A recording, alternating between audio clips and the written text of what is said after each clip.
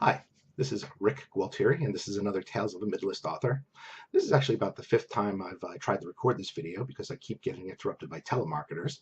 So if you're one of the folks who keeps calling me and trying to sell me services I don't want, screw you. But for the rest of you, this is a timely edition of this series because what I wanted to talk to you about was your business. Now, hopefully, if you've been watching, these videos, if you've been going to various forums and such, you take this seriously. You're putting out the best product you can, you're editing it, you're marketing it, you're finding time to write every day, all that stuff. But there's other aspects of it besides that. And probably the most important one this time of year are taxes. Now, a lot of writers, they don't want to deal with this stuff. Some of them, it blindsides them because they get caught up in really the fantasy of writing, which is, hey, I'm just putting out great stories. I'm entertaining people, I'm making people happy.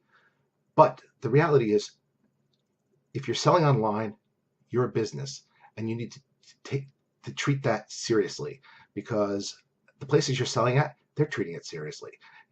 They're sending you forms, they're sending the government those forms, and you need to you need to take care of that stuff. Hopefully you're taking it seriously from day one. A word of caution I will say is, if you're not really selling a lot, it's not going to hit you that hard. You're selling a few books here and there, couple bucks, not a big deal.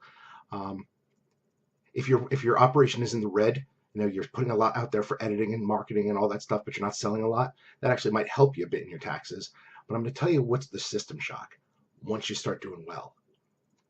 Because it's a dream come true. You have that year where you sell tens of thousands of dollars worth of books. It's wonderful. It's a fantasy. It's like, you're living the dream. And you're thinking to yourself, hey, this is free money. Well, guess what? It's not. The government requires their share of it. And believe me, they're very insistent on that stuff. So you want to keep in mind, when you're doing your taxes, you want to get in the habit of doing quarterly taxes, check with your state laws and all that stuff, state and federal. You want to keep track of your expenses throughout the year, because you don't want to be sitting there during tax time and going, okay, how much did I spend on that cover? I have no idea. But speaking of spending, you also want to keep in mind that you're going to have to send out forms, 1099s if you spend more than $600 with any vendor. So that's book cover artists, your editor, maybe your formatter if you've had a lot of books done. All of that stuff needs to be taken care of. So once again, you have to treat it like business. If you're good at doing your taxes yourself, you're good at accounting, set up some spreadsheets, all that stuff. If you're not, get a tax professional.